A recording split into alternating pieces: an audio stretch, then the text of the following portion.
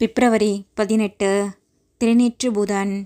முதல் வாசகம் யோவேல் 2:12-18.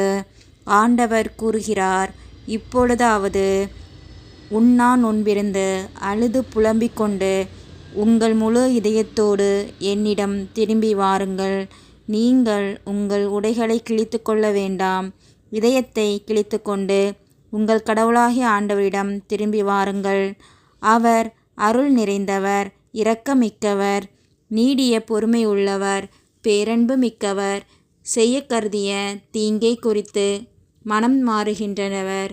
ஒருவேளை அவர் தம் மனதை மாற்றிக்கொண்டு உங்கள் கடவுளாகிய ஆண்டவருக்கு தானிய படையலையும் நீர்ம படையலையும் நீங்கள் அளிக்குமாறு உங்களுக்கு ஆசி வழங்குவார்.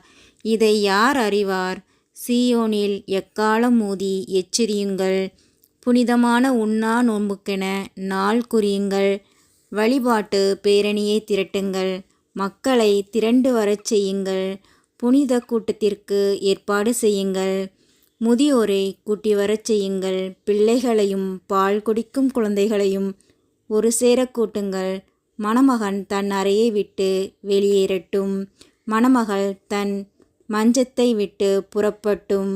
ஆண்டவரின் ஊழியர்களாகிய குருக்கள் கோவில் மண்டபத்திற்கும் பலிபீடத்திற்கும் இடையே நின்று அழுத வண்ணம், ஆண்டவரே, உம் மக்கள் மீது இரக்கம் கொள்ளும்.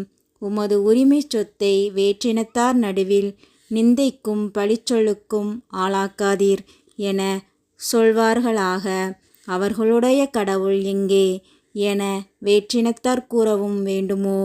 அப்பொழுது ஆண்டவர் நம் நாட்டின் மேல் பேரார்வம் கொண்டு தம் மக்கள் மீது கருணை காட்டினார்.